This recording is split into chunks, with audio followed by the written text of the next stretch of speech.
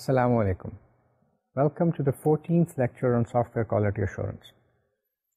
In the last lecture we talked about software quality assurance and programming.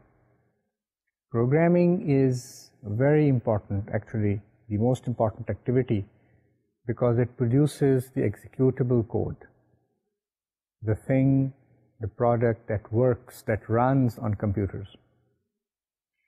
We discussed different quality practices that can improve the quality of our code. Those practices ranged from internal documentation, what should we do to comment, what should we do to select names, and other things like defining critical regions and other quality practices. These are the practices that will enable all IT professionals, all software engineers to develop high quality software code. Now, we should also move on to other quality practices, and that includes reviewing the software code or reviewing other software products. So today we will talk about quality assurance reviews. We'll have an introduction of what reviews are. Up till this point in this course, you have heard from me many times that reviews and inspections are a very important quality assurance mechanism. But we had not really explained and discussed in detail what reviews are. We will try to do that in today's lecture. What is a review? As the name indicates, it is a process or a meeting during which a work product or a set of work products, that is, you can have one work product or you can review a number of work products, and this review is conducted by project personnel, managers, users, or other interested parties for two things: for getting their feedback or getting their approval. Now, this is a very broad set of broad definition for the review.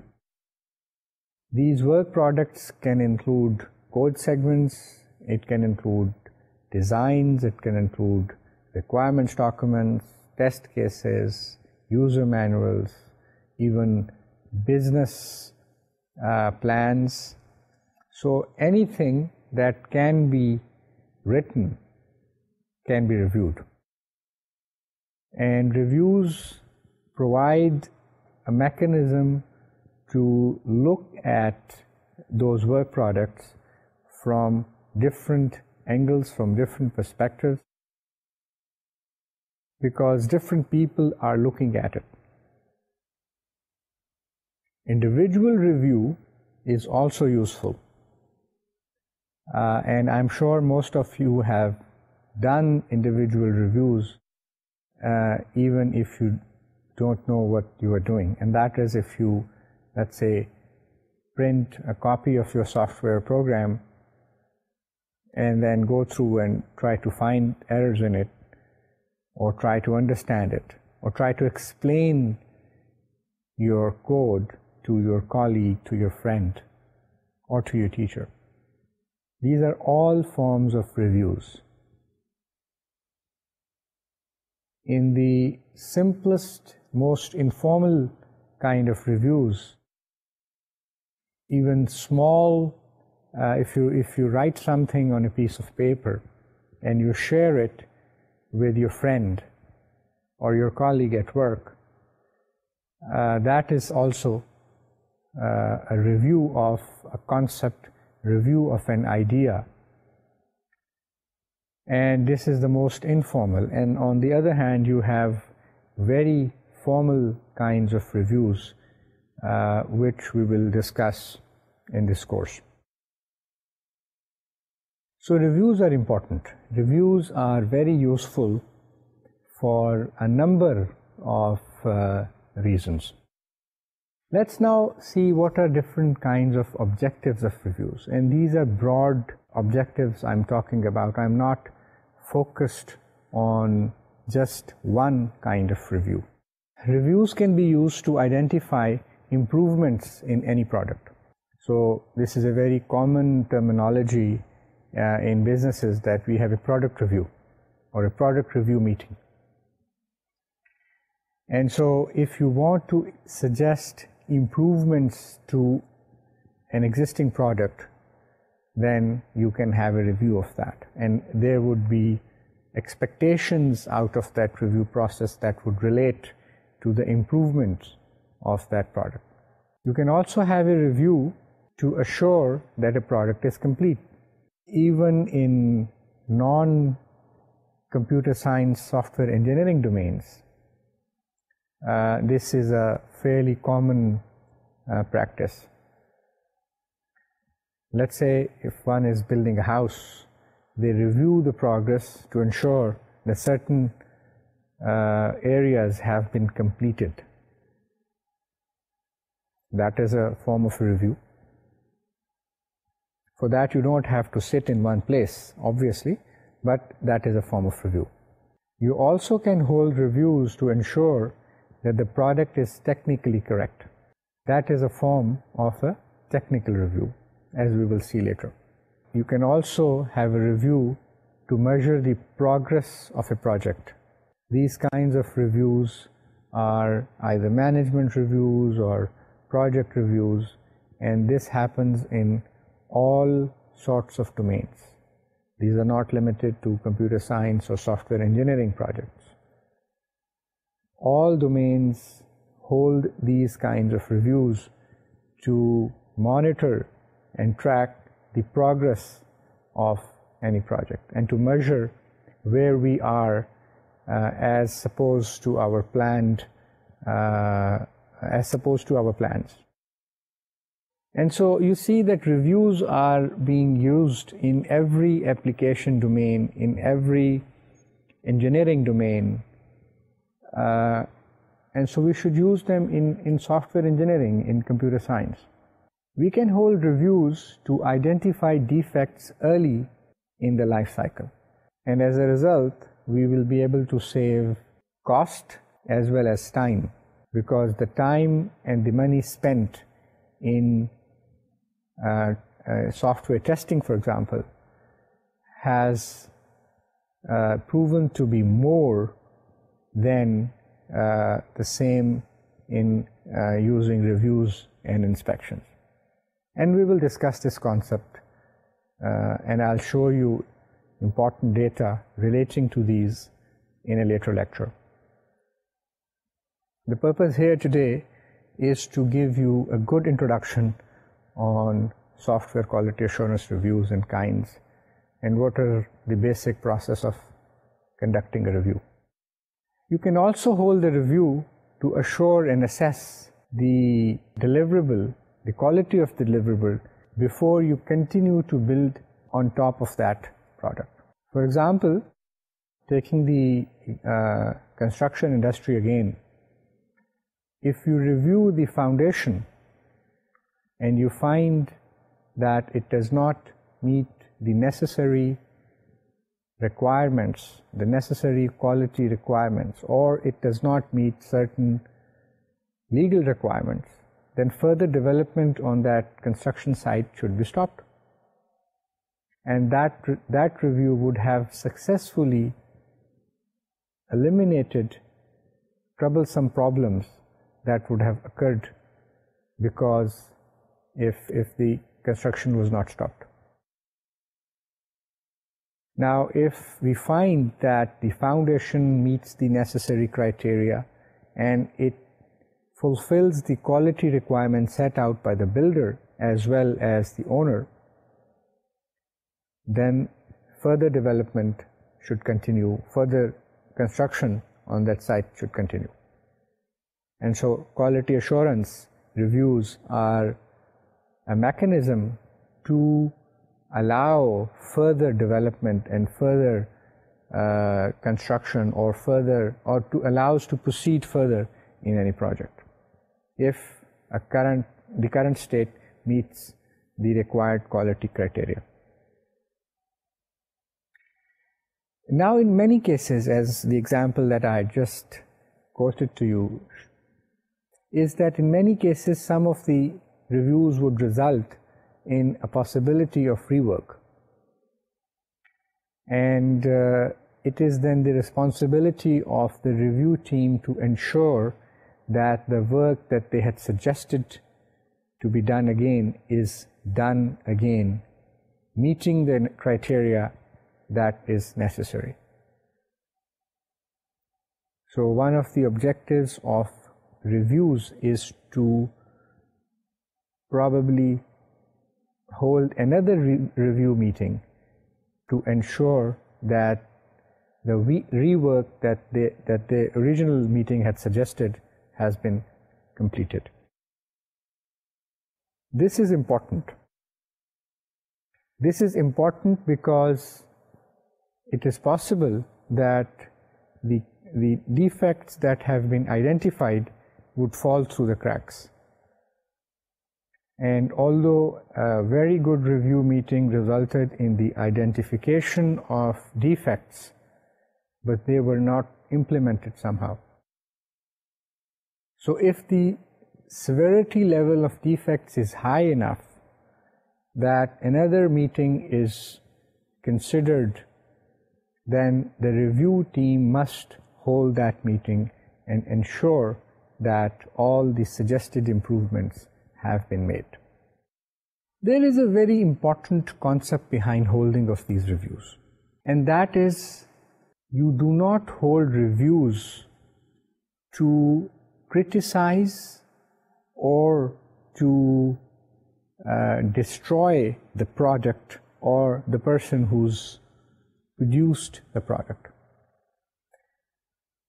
The objective of holding reviews is that you get honest advice, critical advice from the stakeholders who are interested in that product.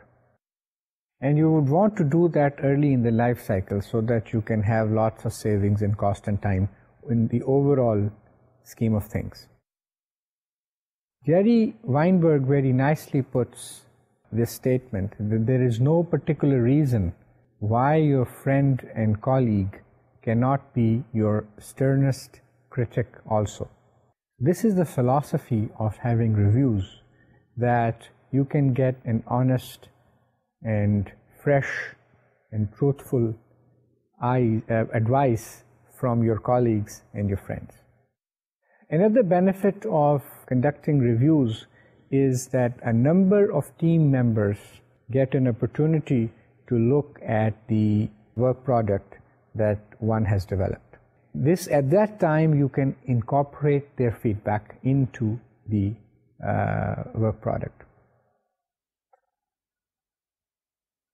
Another benefit which is very important, and that forces all the participants in the review process to give honest and critical advice, is that the ownership of the work product transfers from an individual to the group which has participated in the review.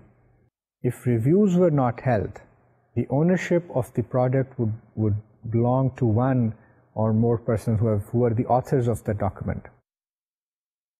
But if a review has been conducted properly, then the entire team has had an opportunity to look at that work product, have tried to find mistakes, have discussed them in the review process or the review meeting, and have signed the document saying that yes, we have reviewed this document or this work product. So even if some errors are still available or still pending in that document, that means that they, as a review team, is also a little bit responsible for those defects. The purpose of this point is not to give a negative impact or negative impression on the review team, but it forces the entire team to work together to find as many defects as possible. And this has a very positive impact. Reviews also work as a limited training ground because this process enables fresh professionals, new professionals, to learn what are different standards used in the company, how good documents are prepared, how good work products are prepared. These work products can be requirements, these work products can be designs, these work products can be software code. And these young professionals or new team members get up to speed early by looking at the products developed by their colleagues.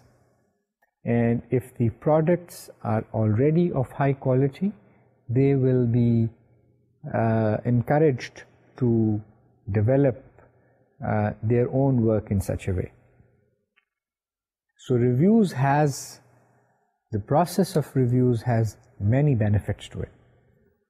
In addition to finding defects. Let's now discuss the kinds of reviews. We have, broadly speaking, 5 kinds of reviews. There are business reviews, there are technical reviews, there are management reviews, walkthroughs, and inspections. Let's now discuss each one of them. First, we'll take business reviews and see what the objectives of business reviews are. You see, you have to change your mindset by defining what kind of review you are conducting. In a business review, you would see if the deliverable is complete, whatever that deliverable is from the business perspective. You would also review that the deliverable provides the information necessary for the next phase. Okay? That is an important business objective. The third objective can be that the deliverable is correct. Does it meet the necessary business requirements? Does it meet the customer's demands from a business's perspective? And another important objective could be that does this product adhere to the procedures and policies of the company? These are important objectives of a business review. Let's now talk about objectives of technical reviews. Technical reviews can be used to point out needed improvements in the product of a single person or a team. So, as we were discussing earlier, that a project can be prepared by one person or can be prepared by a team of people. You can also confirm those parts of a product in which improvement is either not desired or not needed. So in that review, you can see, yes, this part is fine. We don't have to further invest our time and resources in trying to improve this. This meets the necessary criteria, or there is nothing we can do about it anymore. That sort of decision can be made in that review. You can also determine technical work, that the technical work has met the necessary quality that it should have, or it has been developed using a predictable software process so that you can manage your work better. These technical reviews, and in particular software reviews, are a filter for software engineering process. And you know that filters removes defective stuff from whatever we are filtering. And so software reviews remove defects, and these reviews can be applied at multiple points in software development processes, and they can help us in detecting and ultimately removing defects from the software product. So reviews are a purifier for software engineering activities. They purify, they clean the software engineering products from defects. Technical work needs reviews, just the same way that pencils needs erasers. We humans tend to make mistakes, that it is said that to err is human, and when we are developing software, that humanity is still with us and we make mistakes. Although individual professionals can remove a lot of their defects if proper training, education, and care is provided in developing software, but there are certain kinds of errors which relate to domains that really would require the help of more than one person to look at the document. So when we come for a review meeting, individuals have already looked at them, and then collectively they try to find defects. And this two-step process improves the chance or probability of finding defects.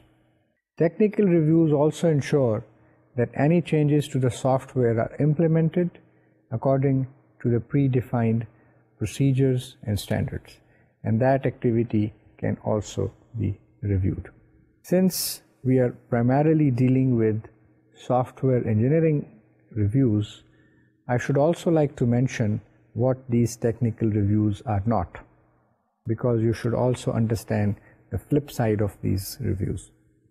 A technical review is not a project budget summary. That is, you don't discuss projects, budget allocations in a technical review. It is not a scheduling assessment activity. You don't discuss scheduling activity in technical reviews. It is not an overall progress report, and certainly it is not a mechanism for reprisals or political intrigue. That is, you do not use technical reviews to punish those professionals who make mistakes. Everyone can make a mistake.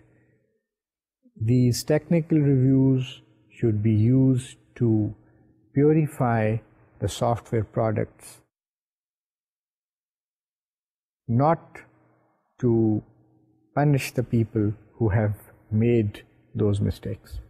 Now let's move on to the management reviews and see what are different objectives of management reviews.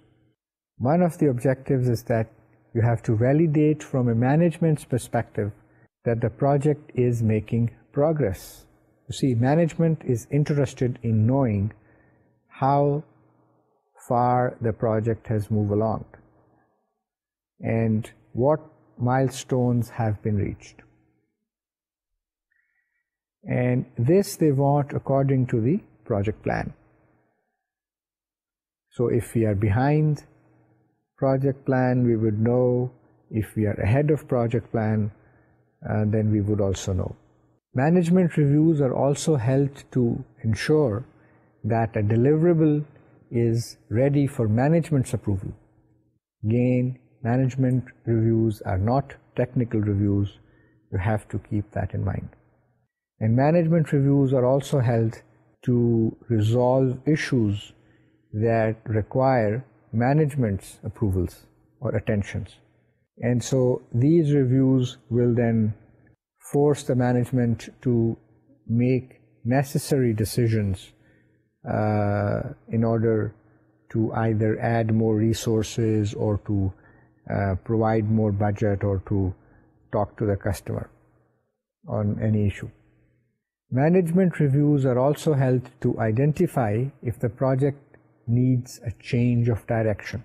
This happens in cases if the requirements are changing at a rapid speed, and this I'm talking about in terms of software.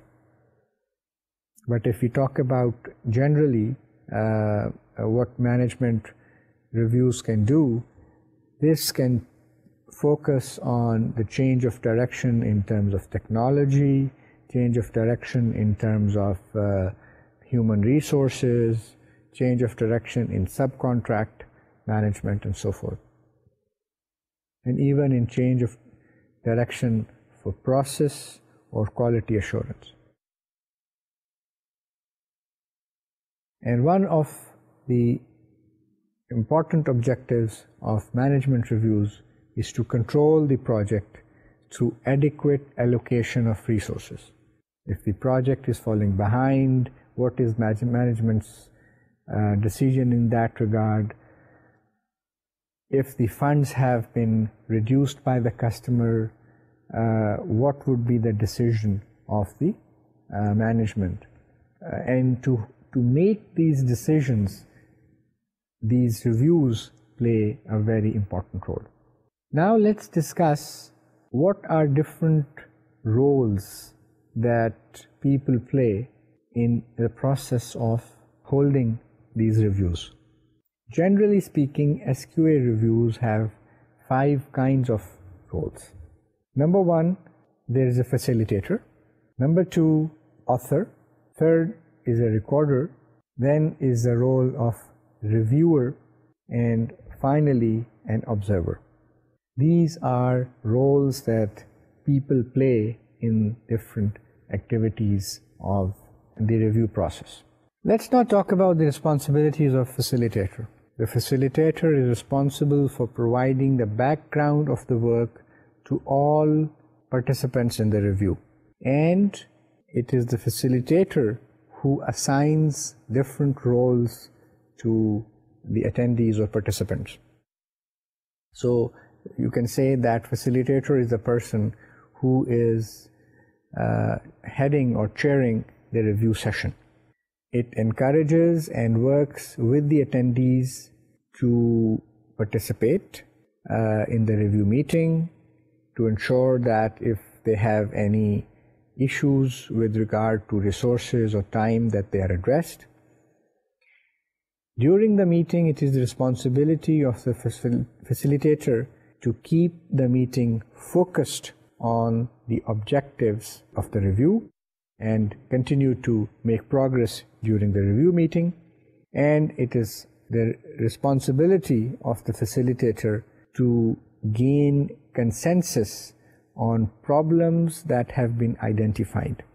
As in any scenario, there can be problems which are not accurate problems, or they can be defects which are not defects. But it is then the responsibility of facilitator to gain a consensus among all the participants on the list of problems or the list of issues to be resolved. Now let's discuss the responsibilities of the author. The author or the producer of the work product is responsible for the readiness and distribution of the material that has to be reviewed, because he or she is the creator or the author of the document.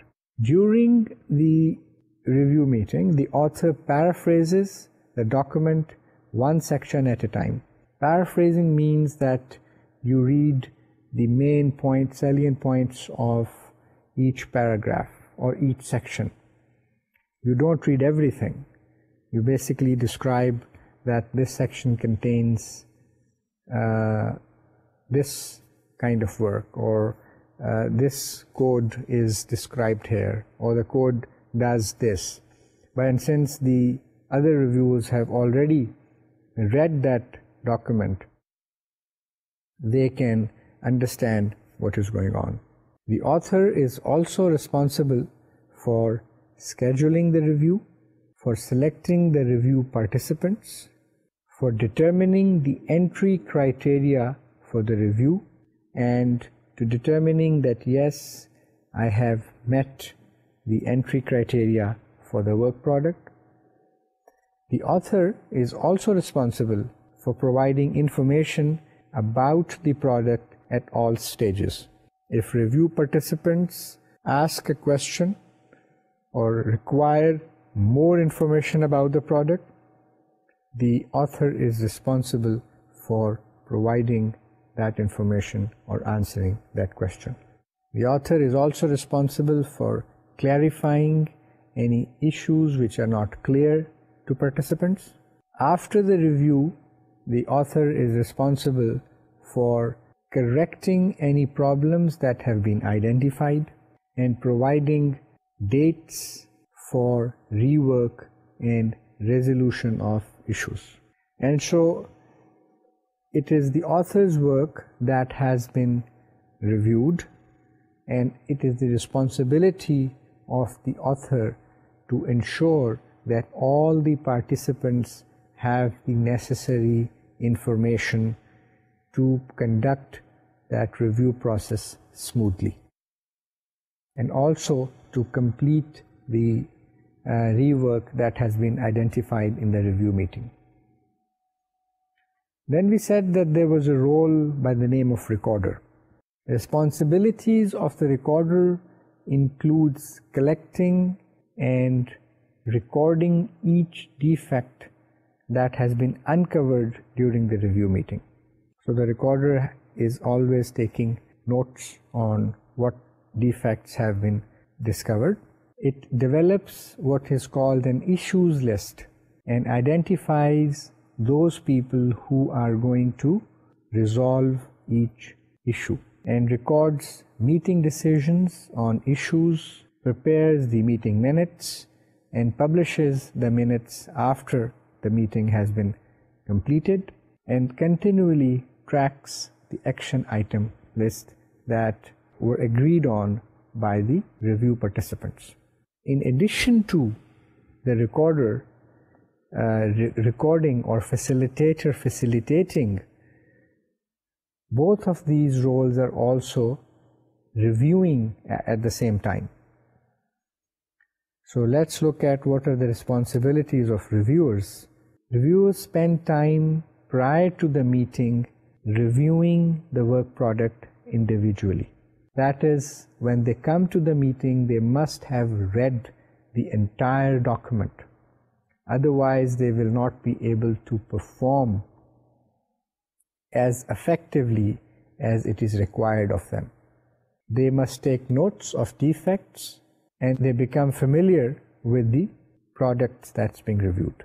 They should also identify the strengths of the work product so that they can complement the author, and these strengths will then ultimately help in having a stable document, whether that's a requirements document or design document or code. Remember our discussion on stability and volatility of certain aspects in each domain, and the strengths and weaknesses of the documents, work products are usually reflected, are related to those concepts. And if a reviewer is not sure or is unclear about certain things in the work product, he or she must insist that the author clarifies those things to him or her. It is his right to do so, and it is his responsibility to get clarification from the author of the document. And in some cases, the reviewer may have to recheck that the work that they had sanctioned has been completed and done, or they have to verify that the defects they had found earlier have been actually removed from the work product. The last role that we discussed was the role of observer. An observer is a new member of the project team who learns the product and observes the review techniques. And remember, I talked about earlier in the lecture that reviews are a limited training ground, and an observer gets training by sitting in the review meeting. Now let's talk about review guidelines. There are certain aspects that I would like to discuss before we move on to this subject. Some of the guidelines, one of the things is preparation. The author, the facilitator, and the entire review team must do the preparation of the review meeting or for the review meeting. They must get materials in time. The reviewers, including facilitator and recorder, must read the documents and identify defects or raise issues before they come to the review meeting. If they are not prepared, they will not be able to make discussions or participate in discussions during the review meeting. And discussions, good discussions, is a very important part of the review meeting. The discussions should be focused on the product, and the discussions should be focused on trying to meet the objectives of the review process or the review meeting. The discussion should be focused on the product and not on the author. No disparaging remarks should be passed about the author. The author should be respected, and all the reviewers should also be respected. It is the responsibility of the facilitator to keep the focus on the agenda of the meeting, which must be sent to all the participants before the meeting is held. The record of the review must be sent to all the participants, that is the meeting minutes, and that record should be used to monitor the progress of rework. Proper resources must be allocated for the review process. That includes the finances, that includes the allocation of time, allocation of meeting rooms, and the finances to develop the materials for the participants. All the attendees should be given training on the reviews, the process of reviews. If you're following an inspection, training on review, training on inspection is necessary. Let's talk about briefly on what is involved in review planning. You have to distribute the review material at least 1 week in advance so that the reviewers have an opportunity to go through the material. And this material includes the document to be reviewed, the agenda of the review meeting, the identification of the individual who will manage the agenda and schedule, that is the facilitator, the exit and the entrance criteria for the review, what are the objectives of the review. The material should also include names of the participants, names of the reviewers, their roles and responsibilities, as we had just discussed. Review location, that is where the review will be held, date and time of the review. You also would like to include the list of classification of defects. Remember, we talked about different kinds of defect reporting classifications. You can say, for example, that defect type should be recorded, defect origin should be recorded, and most importantly, defect severity level should be recorded. So that way you can track defects, and that is an important part of our quality assurance activities. It should also include, that is, the review material should also include the procedures for handling issues raised during the review and escalation phase. Escalation would mean that depending on the number of defects and the severity level of defects, certain feedback would have to be provided to the upper management, and if the review team decides that there are too many defects of very severe kind, then that has to be brought to the attention of the management, not to punish the producer, but to address at their concerns, look at why these problems are occurring. And so this is included in the planning of the review meeting. What actually goes on in the meeting is that the facilitator begins the meeting with an introduction of agenda, people, and description of their roles. So that is like getting to know each other. Author of the document proceeds to explain the material, that is paraphrasing, as I had mentioned earlier, and reviewers raise their issues based on advanced preparation. Advanced preparation for the review is very important. To come unprepared for a review is going to not useful. In fact, it is going to impede progress. The defects are raised when the author is paraphrasing that section, so that everything is consolidated and the time is not wasted. Now, when valid problems are raised or valid defects are issued, they are classified according to the classification mechanism that was agreed upon before the review meeting started, and that was actually included in the review material. The recorder then records those issues or defects, and this information is the information of the person who's going to resolve those issues or remove those defects are also recorded at the same time. Typically, an author is responsible for resolving the issues or removing the defects.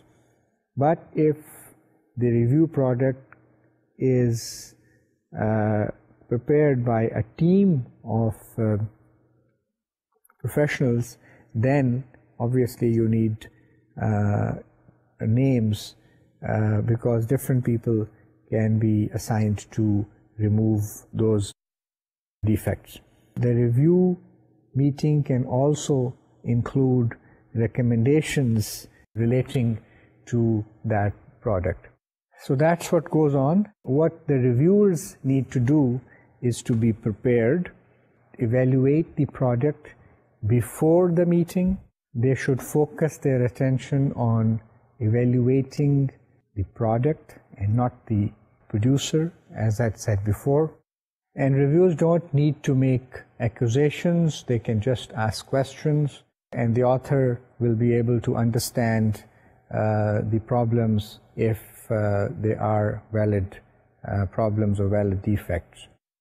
In the review meeting, reviewers should not suggest solutions, because the purpose of review meeting is to identify issues and to identify defects and not to resolve them. Resolution of these defects is the responsibility of author or whoever their review team assigns it to. So at the end of the review team, all attendees must decide whether to accept the product without further modifications, that is, the product reaches the exit criteria.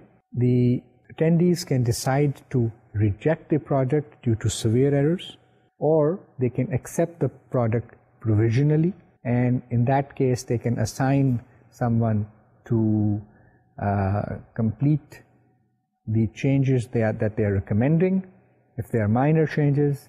And in some cases the attendees can decide to hold another follow-up review session, and we had talked about this. In that session the reviewers can then make a similar decision at the end of the meeting. What should be included in the review report?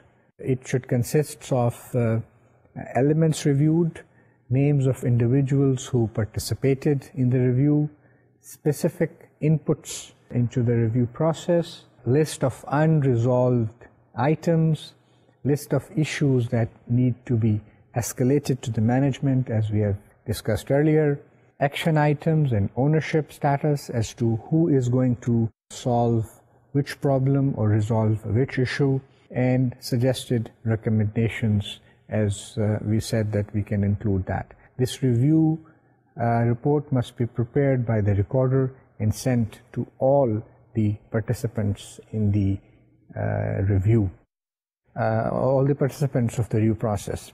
If there is rework to be done, then it is the responsibility of the project manager ultimately to ensure that all defects which have been identified in the review process are fixed, retested, and all the necessary regression testing has been conducted. If we are talking about code, if there is a follow-up meeting or a follow-up process, all the discrepancies identified, it has to be ensured that the discrepancies identified in the earlier meeting have been removed and exit criteria has been met.